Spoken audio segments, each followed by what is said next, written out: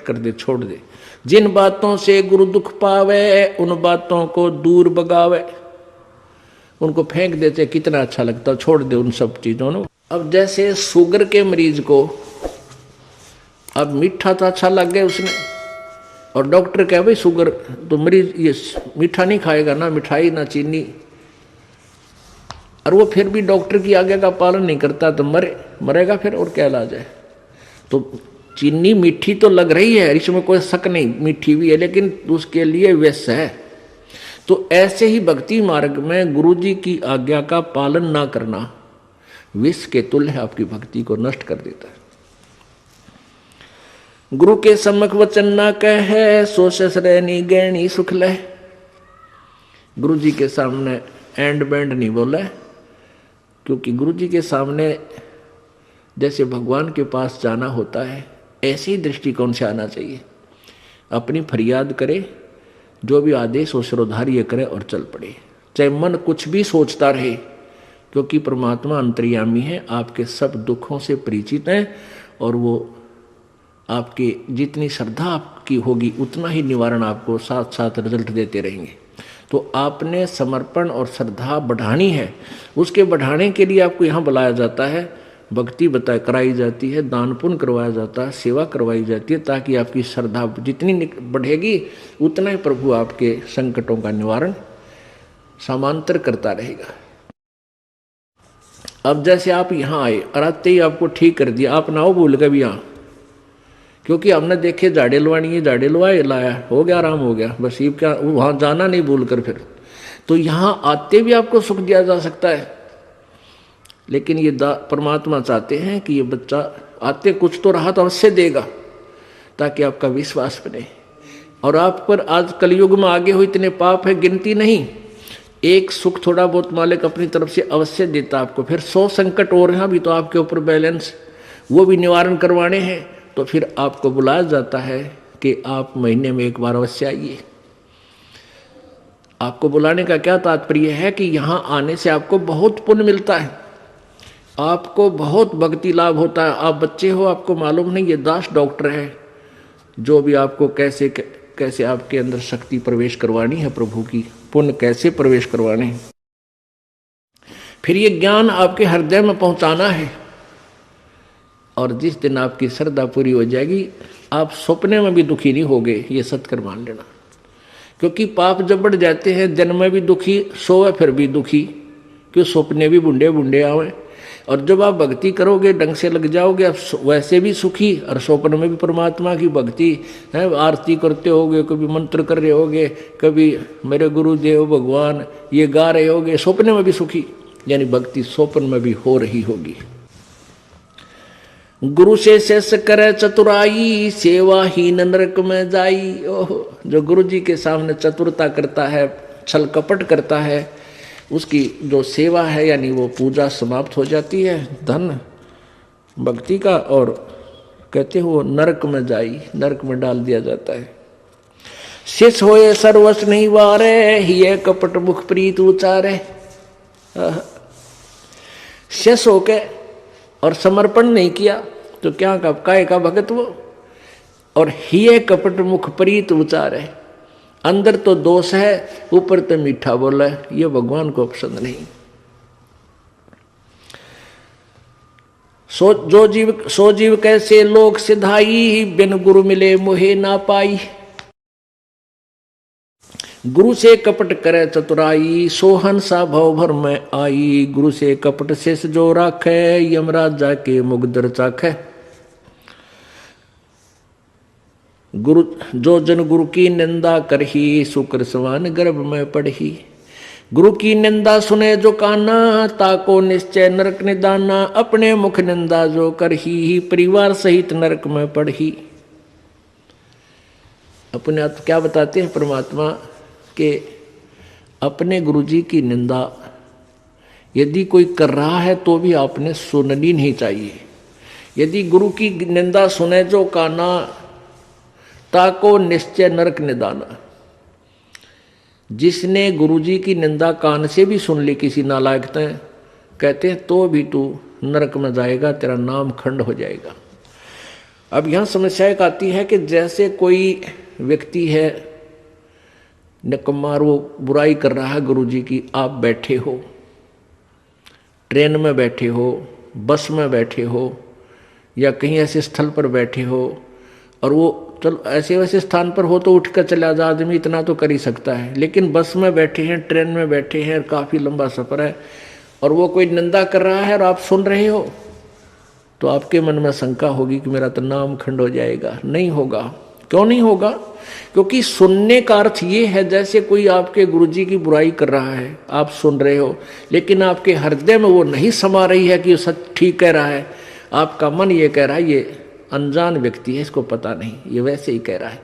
आपके हृदय में उसके हाँ में हाँ नहीं बनी, तो आपने सुनकर भी नहीं सुनी। ये इनमें बहुत अंतर होता है एक एक बात में। और यदि आप उसके कहने से आपके हृदय में ऐसा आ गया कि हो सकता है हमारे गुरुजी ने ऐसा गलत काम कर ही दिया हो, तो आपने सुन ली, वो सुन ली, और आपके मन में स्वप्न में भी नहीं आए कि ये जो कह रहा सच्ची हो सकती है, तो आपने नहीं सुनी, तो आपको दोष नहीं। गुरु की निंदा सुने जो काना, ताको निश्चय नरक निदाना, अपने मुख निंदा जो करही, परिवार सहित नरक में पड़ही।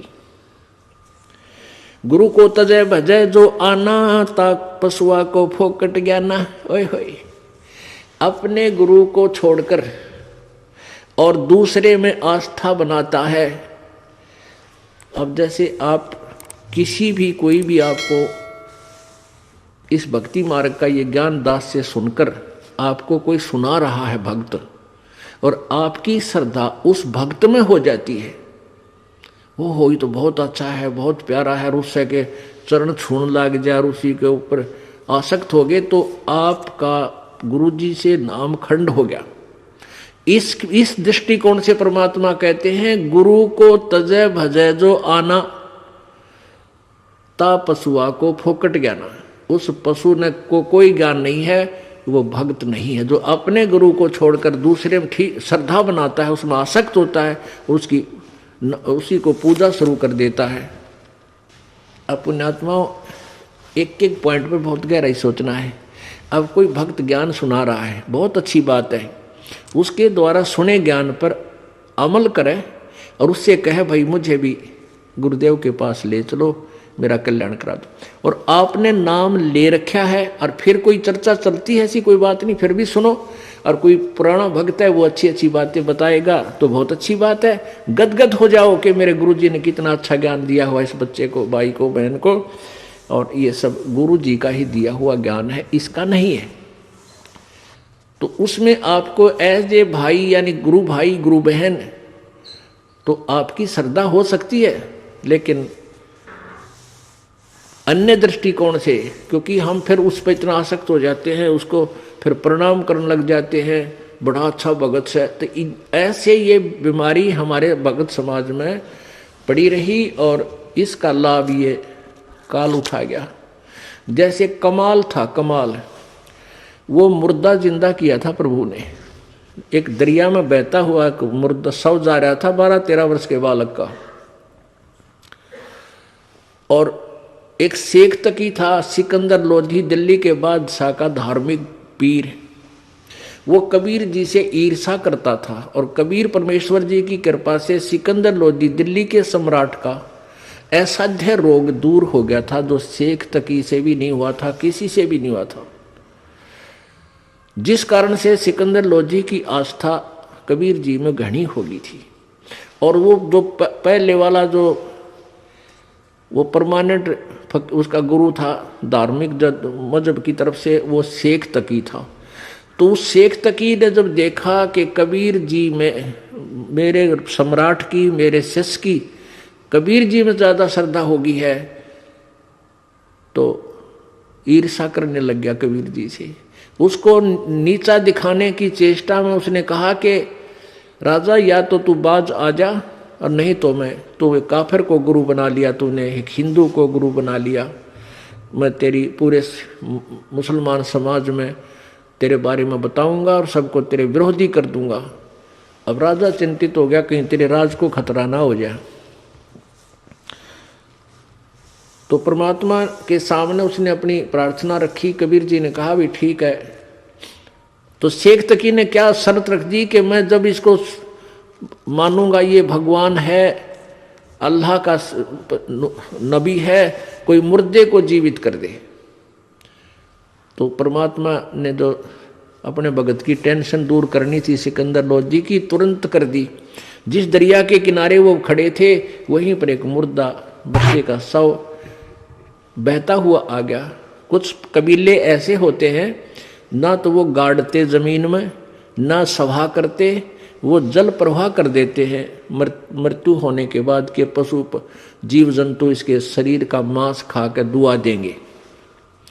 ऐसे सुसज्जित एक बना करके प्लेटफार्म सा, फ्लोट सा, एक घास फूस का जो तैरता रहे ऐसा बना देते हैं, बेड़ा सा, उसके ऊपर शव को लुटाकर और चलता कर देते। तो उसी समय वो लड़के का शव आ गया। परमेश्वर कबीर जी ने अपनी शक्ति से उसको जीवित कर दिया था। तो सभी ने कहा कमाल कर दिया, कमाल कर दिया। उसका नाम कमाल रख दिया और उस बच्चे को अपने साथ अपने बालक रूप में, शिष्य रूप में रख लिया। अब वो युवा बालक हो गया। कुछ दिनों के बाद 10-15 साल में 20-25 वर्ष की आयु का हो गया।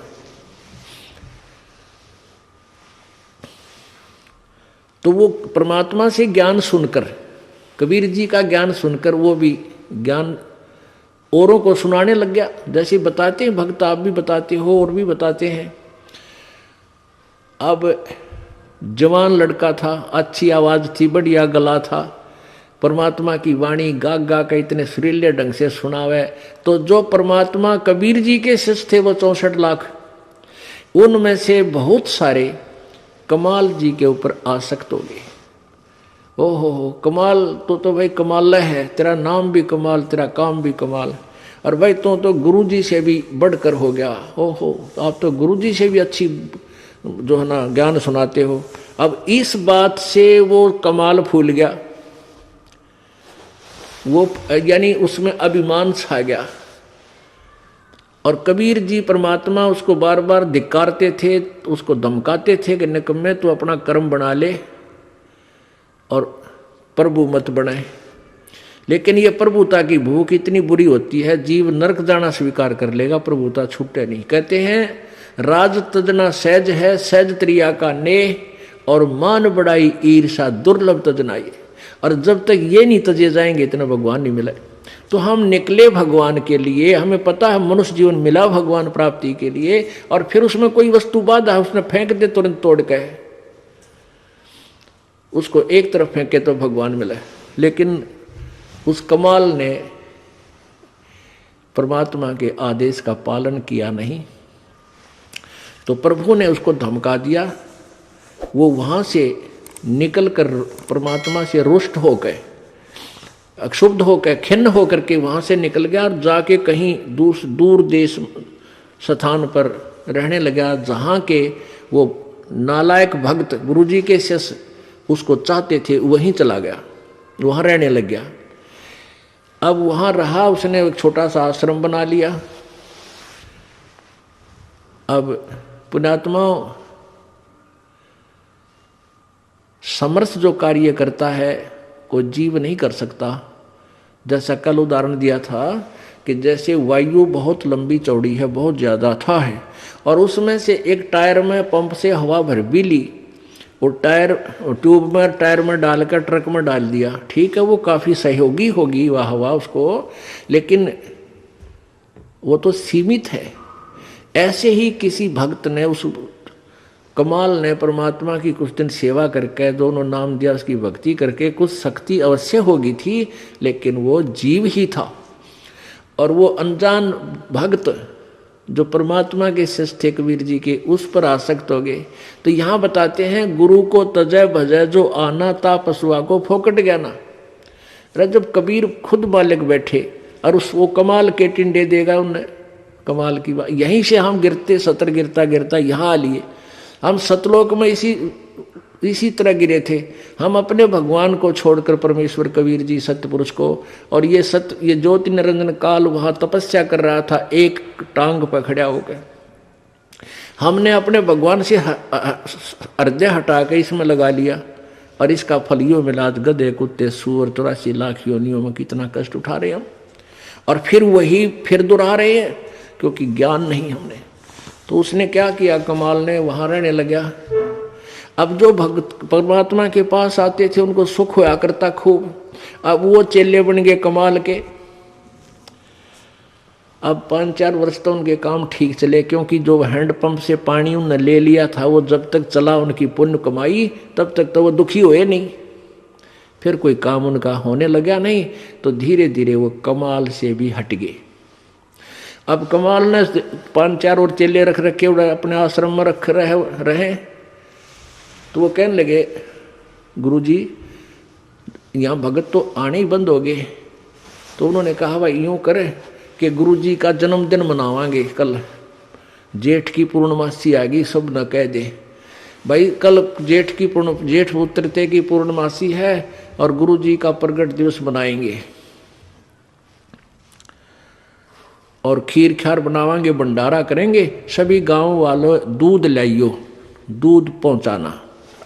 अब पहले कोई समागम करता था तो गांव वाले खुश होकर दूध ले जाते थे और ठोक देते थे ड्राम के ड्राम। अब किसी का लाभ होया नहीं, सारे बयानवैटी होगी, दूध रहा ना ढंगता, तो सब कपटी हो गए। अब सब ने सोचा भी बखत से दूध डालावांगे और ना डाल कावांगे तो यू नाराज हो जाएगा, कदे शराब स्वरूप ना दे दे। कमाल है। और प्रत्येक के मन में, क्योंकि परमात्मा कबीर जी खेल खेलते हैं।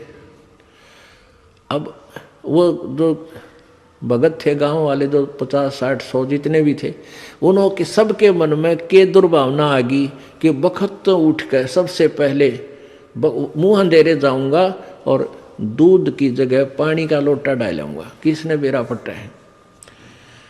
अब सुबह सुबह लाग गई लाइन, अकमारा जी सत साहेब, कहाँ भाई सत साहेब, आज दूध लाए हैं, डाल दो भाई वहाँ ड्राम में जो पहले कराया करते। अब कपड़ा उठावें और पानी तरड़ा डालें। गुरु जी ने महाराज जी ने पता लग जाएगा हाँ डाल रहा है कुछ, दूध डाल गया। एक आधे भगवान ने उसमें दो चार दूध भी डाल दिया होगा। कमाल बोला भाई आता दूध बहुत आ गया और बच्चों खीर बना लो।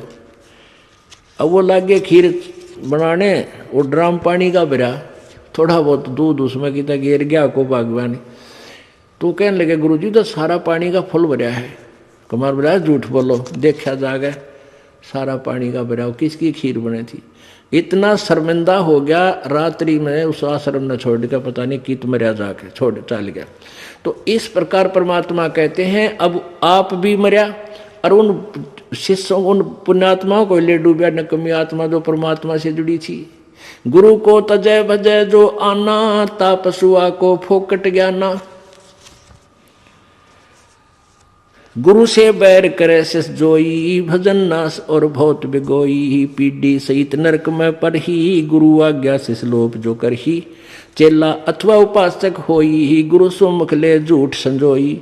निश्चय नरक पड़े से सोई, वेद पुराण भाकत सब कोई। सम्मुख गुरु की आज्ञा धारे, और पीछे ते सकल निवारे।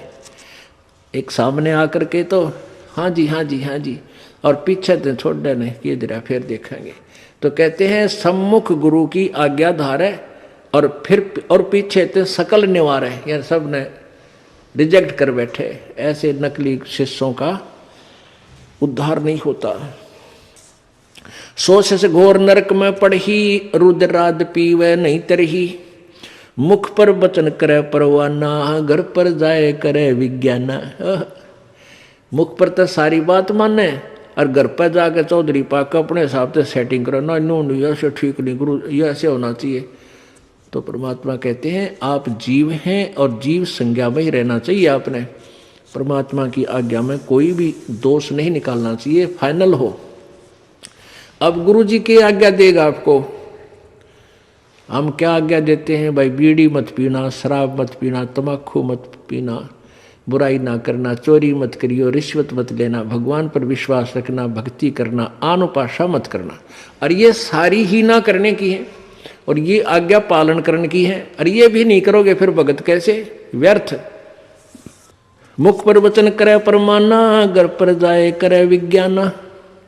जहां जावे ता निंदा करही, सोच घोर नरक में पड़ही।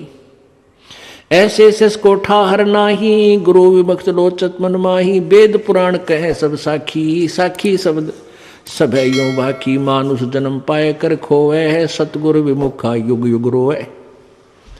अब सतगुरु से विमुख होने वाला कहते हैं युग युग रोएगा।